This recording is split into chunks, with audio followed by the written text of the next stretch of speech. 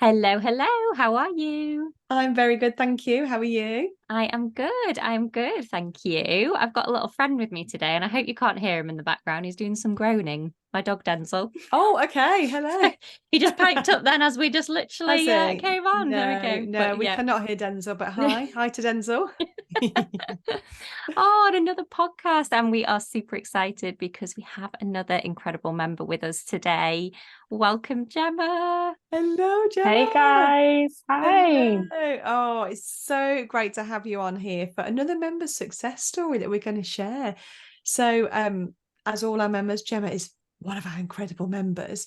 And we just wanted to get Gemma onto the show to share with you her self-development journey and just basically kind of share with you guys where Gemma was, where she is now, and what she's done to get there. So we're going to dive straight in, if that's okay. And we've kind of got the first question for you, Gemma, is basically if you would like to share with us what was life like before you made time for yourself in the way that you do now. And just to also share with you guys, so we sent Gemma some questions, which kind of help our members to kind of extract like their journey, where they've been, and because we go on this journey and sometimes we kind of forget all that we do. So we've sent Gemma these questions. So just to help you kick off, Gemma, you had mentioned to us that you were, prior to doing this work, kind of just going through the motions of life, but you had achieved some life goals, but you were yet to truly enjoy what you had created. So we'd love to start there, if that's okay, and just kind of share with us what life was like before doing the inner work. Yeah, definitely. And something, I mean, the questions were great because you do forget what you've done and how far you've come. And it's nice to dig into that and put it onto paper, or well, the computer this time, but usually it's paper. So yeah, definitely, it was really useful. So yeah, I was, before joining, I was a stay-at-home mum of my two children, and I had been for some years. So I was just taking a career break at that point, and we'd had a few tough times. I was dealing with some grief and just going through sort of day-to-day life. And like you said, I'd achieved, I'd got I got a great marriage and the two children that we wanted, and we had our forever home, and we'd almost done all those things that we set out to do. Those were our, luckily me and my husband were always aligned on what we wanted. We achieved those things, and then it's almost like, what now? Almost, you got that stop of, we've done it all now, almost like, what do we do? And you just think, well, I should be enjoying this. Like, this is what I wanted. This needs to be enjoyed. But life was just, I mean, I had my children 19 months apart, so that was difficult, being home with two children so young. And it was just difficult to navigate life, really. It was sort of all or nothing. My husband was out working all day and I was at home with the children, and we had such different lives, and it was just quite difficult, really. And again, time for yourself is difficult in that kind of situation. Yeah. Yeah. And I know I can really relate to this because the life goals, if that's, for obviously everyone's different, but I was very similar, the marriage, the kids, the home. And I'm like, oh, is that it? And it sounds awfully ungrateful, doesn't it? But like, I know I've shared this with you, Charlotte, haven't I? When we first met, it's that kind of that growth, because we're growing, we're achieving, we're doing. And then we kind of get there and like the growth kind of just like, it just plateaus, doesn't it? It kind of just stops. And then we're just left there kind of scratching our heads a little bit and being like, oh, is this not, and like I say, is this it? Sounds dreadful, doesn't it? Like, is this it? Like, deeply grateful for all we have Yeah. created. But there is that feeling of, just like you said, Gemma, just kind of just going through the motions, just day in, day out, and nothing really evolving or growing from that. So I think Yeah, that's and something. those sorry, Charlotte, It's the okay. big, those big life goals as well. They're the ones that you almost expect. I don't know. I think just maybe growing up in the generation we have as well, you grew up with that in mind, or a lot of us did, didn't we? That you have the marriage and the children and the house, and that's what you do. And I yeah. know things are changing now as time evolves and people are choosing different lifestyles, of course, but I don't know, it was sort of right from younger, that's what, I don't know, you saw it as success almost, didn't you? Yeah, Yeah, and then it absolutely. is like you get there and you like we said, you're so grateful for it, but it just doesn't, there's never an end point in life, is there? And I think this is the thing with growth, and I think there's definitely a common thread of many of us getting to that point in life and it just kind of the growth stopping. And like we need growth as humans. And when that stops, it's no wonder that we feel stuck and just at that point where you're just like, like, what am I doing? Because it just halts, and you do so much in terms of like marriage, children, like all of those kind of big things. And it's a lot, isn't it? Because there's like, I don't know, baby showers and celebrations here, celebrations. And then when that it's quiet, isn't it? And it's just life, and it just is busy and full on. And like we use a lot the hamster wheel, where we're just kind of going with the motions of daily life and not getting a chance just to Yeah, enjoy the take a fruits of breath. our labor, isn't it, really? Yeah. Yeah. So how would you say you were feeling back then, Gemma? Like in that, in that moment, in that time, what was the kind of feelings that were going on for So you? feeling a little lost in myself, because I'd gone from, having quite a successful career. It was my choice to take a career break, don't get me wrong, but Yeah. it's a little lost from going from that to being a stay-at-home mom. And that in itself is quite difficult, and I've seen both sides of it now. It's not easy. And again, stuck, like every day felt the same, because Yeah. again with children, you're having to keep that routine and keep them feeling safe and things like that, and it just meant every day kind of felt the same. And quite alone sometimes as well. My husband was out of the house for 12 hours a day because he had to work quite long hours to support us. And again, it's what we had to do. We chose to do it. It's what we had to do, but it was difficult. Yeah. Yeah. I'll never forget when you shared with us that you were going for your interview and then you'd got the job, and it was so special to be a part of that with you. And just, I related so much to the stay-at-home mum feelings that you felt at the time, and really just how, I don't know, it's a lot, isn't it? And I'm still guilty of going, I'm just a stay-at-home mum, and it's Yeah. like, oh no, there's no just about it. No, it's a full-time job in itself. Like it's one of the Yeah. hardest jobs, you could, you're troubleshooting, you're firefighting, Yeah. you're dealing with conflict, a Yeah. lot of it. Yeah, conflict management quite a Yeah, lot. that's it. Yeah, the management skills are quite profound with parenting. They are for sure. To So be fair, actually, you could rank up your CV on things like that, couldn't yes, you? Like that should totally go on someone's CV. Like, 100%, absolutely. 100%. Definitely. There's Yeah. definitely some skills there that you Yeah. can transfer into work. Yeah. Absolutely. Negotiation, actually. Yeah. It's quite high. Negotiation's quite high. So yeah, so thank you for sharing that, Gemma, and kind of painting that picture for us. So kind of leads me on to my next question. How was it, so you knew how you were feeling back then? So how was it you wanted to feel? What was it you were looking for?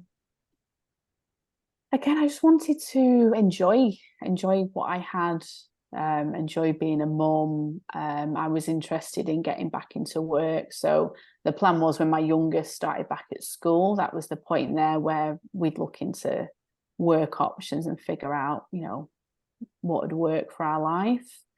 But it's that really, it's just being happy with what we've got. We've worked so hard for it that, that's what we needed. That's what Yeah. we need to be. And we kind of just assume it just naturally happens, doesn't it? Like when we've achieved these things, that's where the happiness is. But obviously it takes some adjustment, doesn't it, to kind of, well, what brings me the happiness, and creating it for ourselves with the things that we have. So should we figure out where you are now? Should we have a look at where you've got to now? So and then what we'll do is we'll touch on what it is you've done, because I think that's what we're most interested in, because you've created this for yourself by doing the inner work and by doing the self-development. So how is life different now for you? So now things are, I know how important it is to take time for me now, and I make those bits of time for me.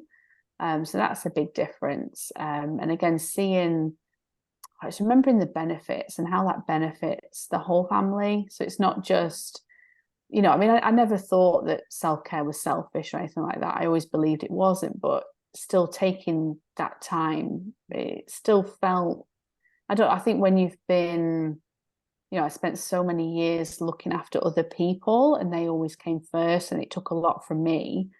It's such an adjustment to flip it on its head and take the time for yourself. But it definitely benefits everybody. And I can tell on certain days now where if I've not done the little bits of things, and I'm not talking, I mean, I don't have much spare time. You know, I work full time now, and obviously still managing the home and the children, and you know, I make a good team with my husband, but it's hard. I don't have much time, but taking little bits, you can tell when I've not had it. I'm much less patient, more likely, you know, sort of that's when feelings of anger creep in and resentment and things like that. If you don't have it, it makes such a difference. So yeah, and I'm much kinder to myself now. And I know this came up last night on our journaling call as well. So I've made some big things recently, but it's such a journey, and it's always changing. There's always something else to do, isn't there? Somewhere else to go with it. But definitely kinder to myself and not just lowering expectations of myself and others, I would say, probably.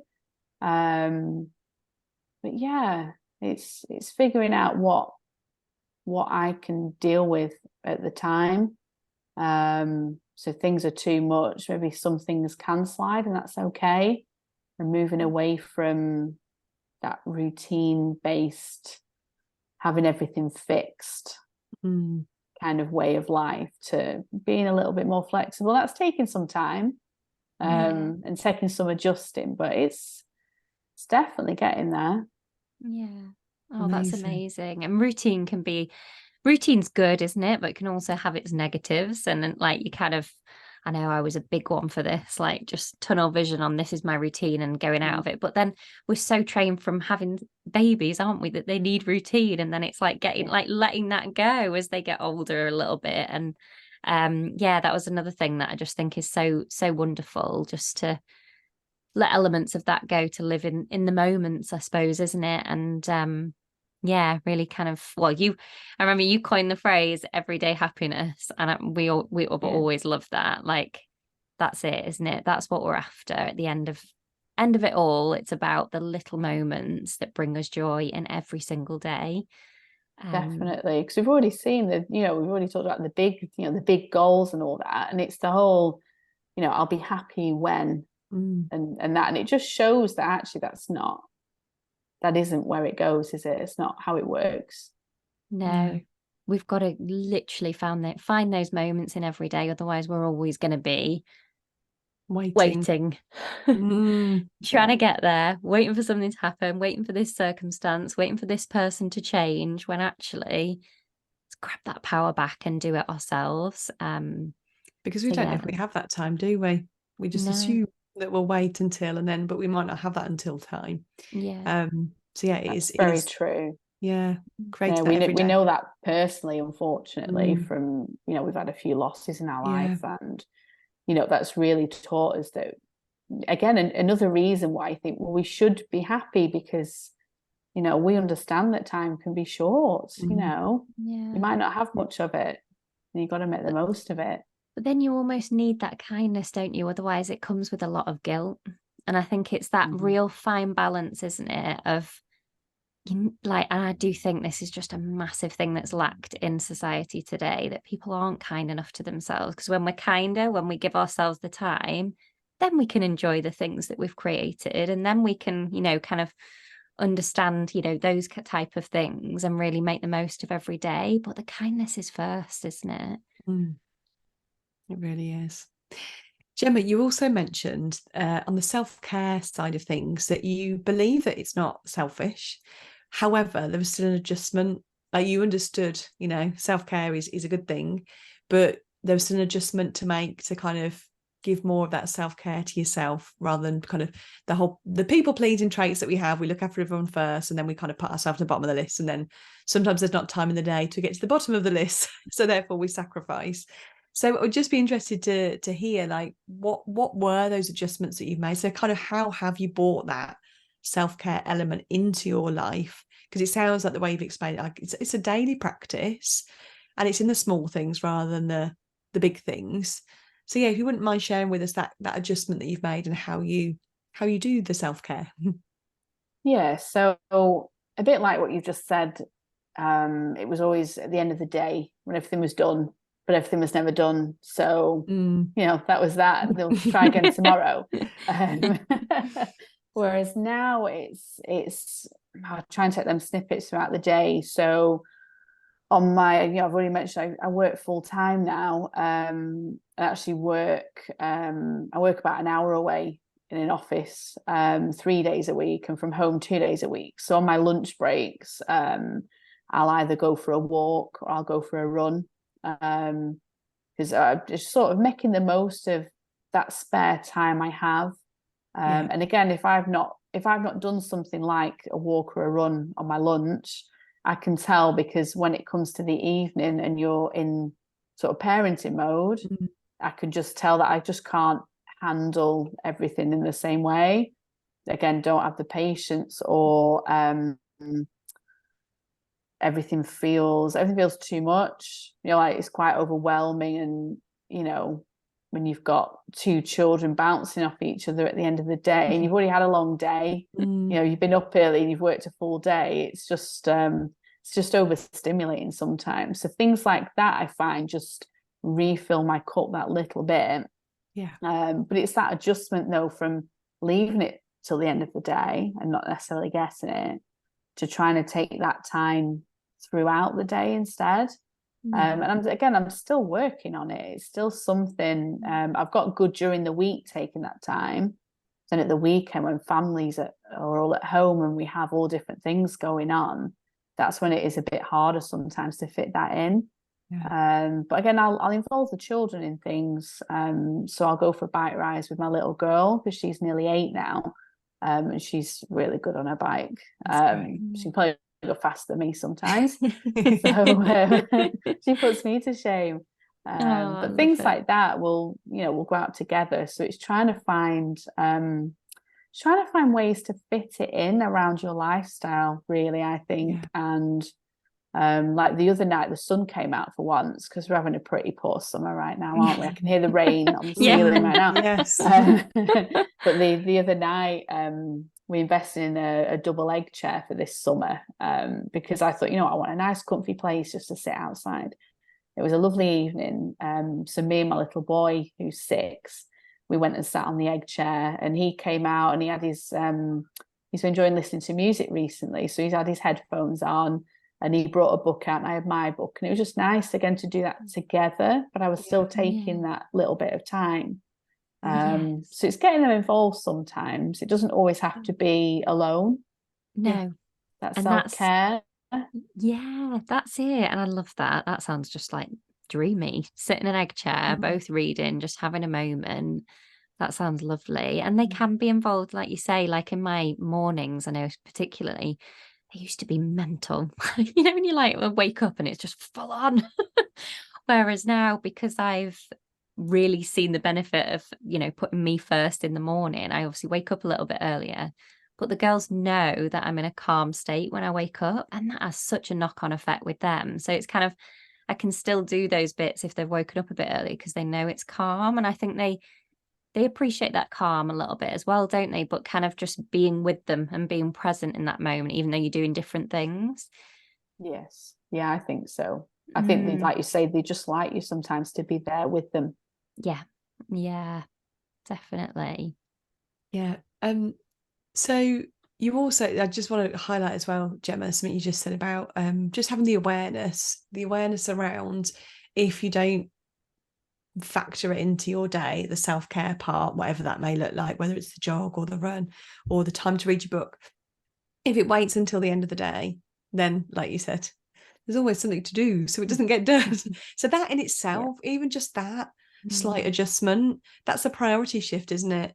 That's a you know, there's obviously a shift there that you've made that said, well, no, I can't put it at the bottom of the list because I know I never get to the bottom of that list. So I'm shifting that priority. I see the benefit in it. You've obviously just shared with us that the benefit in doing it and giving yourself that time, whether it's like a recharge for your mind and body, especially if you're moving and getting out and having a walk as well.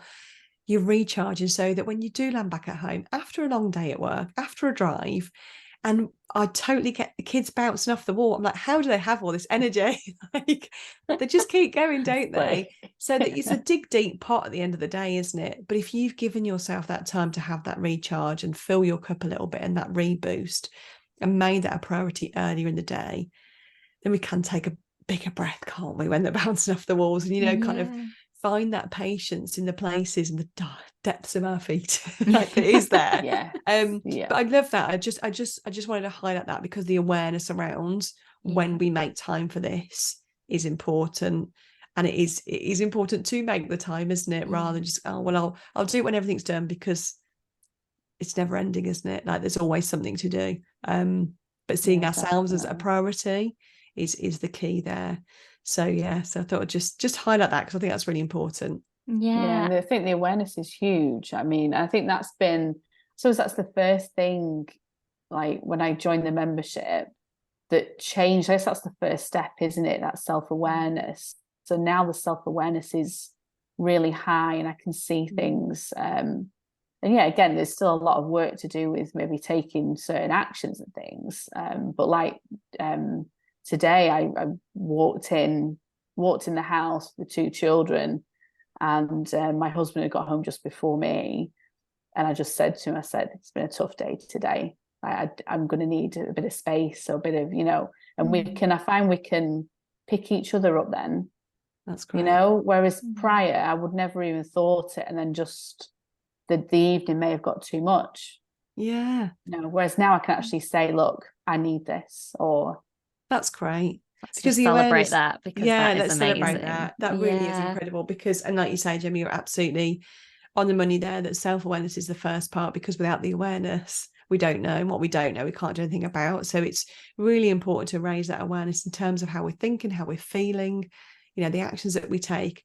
So absolutely celebrate that. And also just want to touch on what you said, you know, kind of just tapping in with your husband and going, you know, if you have got that support, just saying, like, I've got 20% here. I think is it Brené Brown that says she sits down with her husband and she says, I can only give 20 here. I can only give, you know, if they're 100% between them, I can only give 20 here. I think it is Brené Brown, isn't it? I'm just pretty certain it's Brené Brown.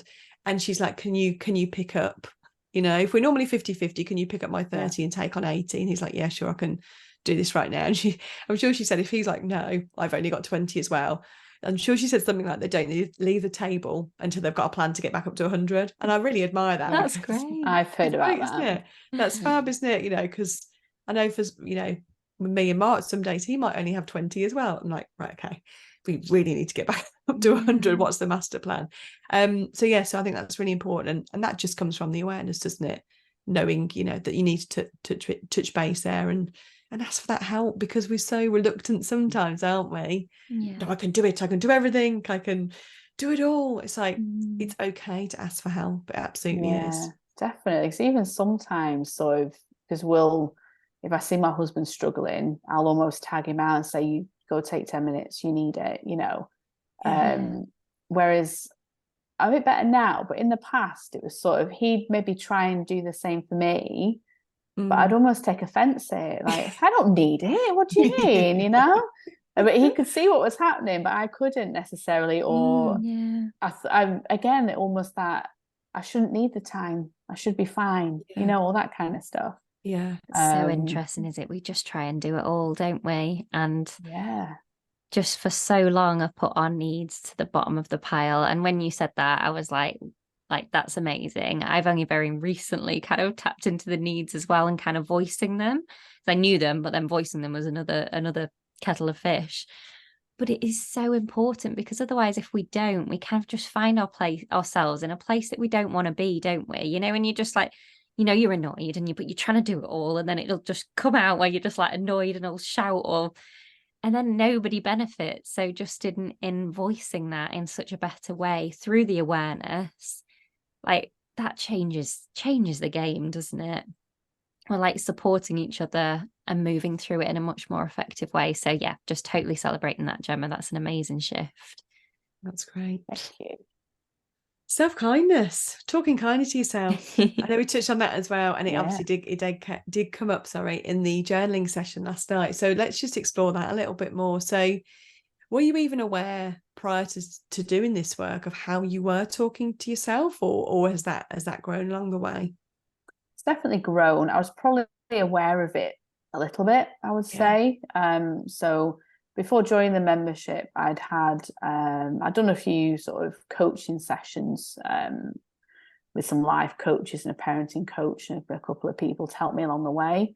So I'd become aware of certain things, but it was a short stint of so many sessions, and then you're left to it, and it just doesn't, I don't know, you just don't keep up with it or whatever. So it's definitely got a lot better. And I think part of that as well is help with the membership and the support you get. And like then I just explained what had happened this evening, and you guys are like, celebrate it. And I was like, oh, it's just kind of what I did. You don't always, because you don't see it, you don't and I think having a group of women around you to lift you up and things, I think that helps bring on some of that self-kindness as well. But it's being patient, and it's practice and taking the time, and I think sometimes again it's difficult, and it's not a linear journey.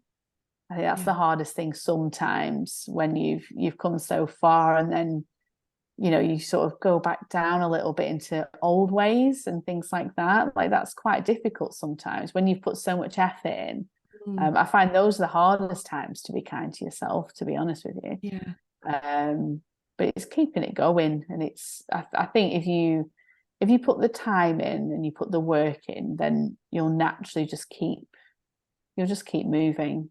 And we have this notion, don't we, of kind of the back to better quicker kind of, historically, I know I was like, if something happened, I'd be there for a good while. And do you think the awareness and the self-kindness has kind of helped with that a little bit in terms of getting back to better quicker? Because obviously life is forever like this, isn't it? We have those ups, we have those downs, and one thing we don't do at TAGC is wear those rose tinted glasses, because it's not helpful. We're going to have days that we're feeling a bit lower, days that we're feeling up here, but it's about what we do in those moments. And one of the things that I always remind myself of is, in those moments where we are lower, they're actually the best chance to grow. So if you kind of see it that way, it's like, oh, okay.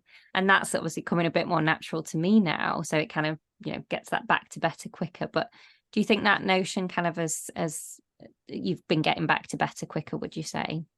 Yeah, I'd say so. Definitely. Because again, you're kinder to yourself, and I find with me there's more understanding of why I'm feeling the way I'm feeling sometimes, and more acceptance of it. So like you're saying, we're not wearing those rose tinted glasses. That actually, before it was like, you have some low days, or you're feeling angry about something. You think, I shouldn't, again, it's that should or shouldn't, but I shouldn't be feeling like this. Why am I not feeling better or happy or joyful or whatever? And obviously being kind to yourself, then if you're not beating yourself up for feeling that way, then that's an element of it gone already, isn't it? 100%. Yes. And I think in those moments as well, they're always signals to us. If we're not feeling right, if our mood is low, or we're just not feeling as good as we know we can make ourselves feel, it's usually a signal something's off, something's not aligned. And a bit like what you said, Charlotte, there's something's going on, like it's a sign to say we've got a little bit of work to do here, whether it's we need to communicate something, whether we need to just go a bit more internal and peel back a few more layers, because like you said, I should be feeling okay here, but there's a sign there that I'm not. So what is it? And, it's kind of adopting that sort of mindset of, well, that's interesting. Like going detective, I always say this, don't we? Like going detective on ourselves and kind of peeling back and going like, why? Yeah. What's right underneath it? And then we always find our answers down there. And then it's what we choose to do with those once we've got them. And things like the is it the cyclical living, is that how you pronounce cyclical living? Yes. The masterclass that we did, I find that's quite useful as well as women, to see there may be some reasons during your monthly cycle why you may feel certain things, and not, rather than, like you say, they are signs, and certain feelings definitely are signs that something, something's going on. But then sometimes it may just be hormonal, or absolutely put it down something like that. And I think that makes things that little, I don't know, it's easy to accept, I think. Actually, this is okay. I might have a couple of days sit I'm feeling a bit, a bit rubbish, or a bit more tired than usual, or anything like that. And if you can, I find an explanation of some kind does help. And it just, like you said, it always comes back to the kindness, doesn't it?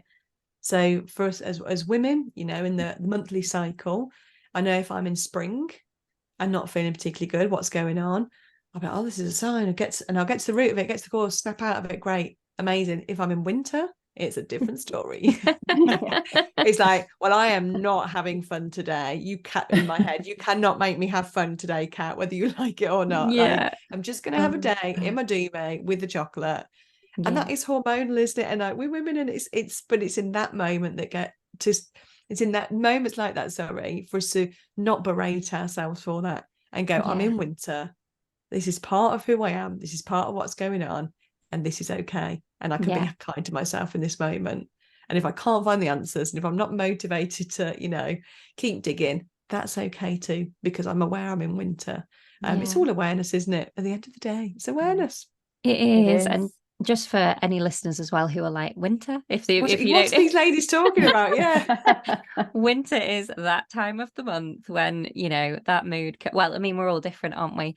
But then obviously so our cycle is literally like the seasons. So winter is that time. Then obviously we go through autumn, coming out of it. Oh no, autumn's seasons. Let's go spring, summer, autumn, winter. Spring comes after winter. Spring's coming out. That's right. That didn't sound right. Of course. So then it's summer. Whoop-de-doo, that's a great time. But then autumn is kind of that nesting, and it makes a lot of sense. Nesting. I go on a tidy, just free for all where I'm like, get everything sorted in a line. But actually, talking about that, I voiced with Dale my needs before, because there's a bit too much information, but heading into that time, and I was like, give me a wide berth today. Yes, I can feel it bubbling inside. Mark has actually asked me, what season are we in, because I think we're in winter, Kat. Like, well, we're in winter. It's snowy. It's cold inside. Like, don't come near me. But then in those moments, like, I'm like, you can give yourself the nurture that you need. And I think that's been massive for me, like, just to know that. And that self-kindness, its greatest form is obviously voicing that, but then just giving yourself what you need in those moments. And it makes it so much easier rather than fighting against it and still trying to do everything and be at 100%. It's a big shift. That was a fabulous masterclass, wasn't it? That one. It was a good one. Oh, amazing. So self-care, self-kindness, self-awareness, ticking all the boxes, Gemma. Honestly, when we had your email back with the answers, because we've sent a lot of questions, didn't we? There's like about 15 questions we've sent. There's a lot of questions. But honestly, it was absolutely, and I mean, from the bottom of my heart, such a joy and such a pleasure to read, because your growth has been phenomenal. And I know it's hard sometimes to see it ourselves, but it really, really has. So is there anything else you'd love to share on this journey for our listeners? I don't think so. Sorry, threw you in the deep end there. I'm not sure, really. Oh, I just think I really do love the membership. And obviously I've been a member for a while, so a good 18 months now. And it's just such it's just so uplifting, and just to have that community around you while you're doing it, and there's always somebody there to lift you up or pick you up, even, just for the good and the bad and everything in between. So it's just such a lovely community. That's what I have to say, I suppose. So if anyone's needing that support, it's a great place to be. Oh, thank you. And as we always say, you guys absolutely make that community what it is, and it is just a joy to see. And like Kat said, your growth has just been incredible, and we're so grateful to have been a part of it, and to have celebrated all your incredible wins and supported you over this period of time.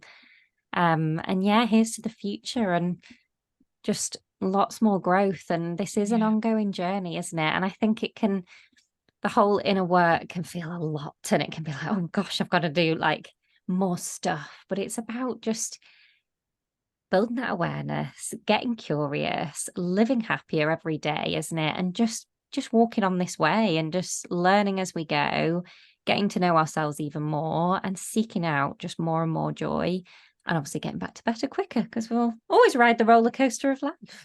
Absolutely. Oh, thank you. Oh, it's been Amazing. wonderful. Thank you so much. And community, like you said, Gemma, it's everything, because we don't have to do this alone. Like we get to make this, this journey together. And it really is a blessing to share it with you. So thank you so much. Oh, thank you, ladies. And thanks for the opportunity to do this. It's I was nervous, wasn't I, as you both know? That's normal. That's natural. I went ahead and did it anyway, and that's there you go. So that is exactly. See, look, that's pushing a comfort zone, feeling the fear and taking the fear for a dance. And what a beautiful dance it has been. Yes, absolutely. Thank you very much. Oh, amazing. So wonderful to chat. Speak to you soon. Take care. Bye. Bye. Bye, everyone.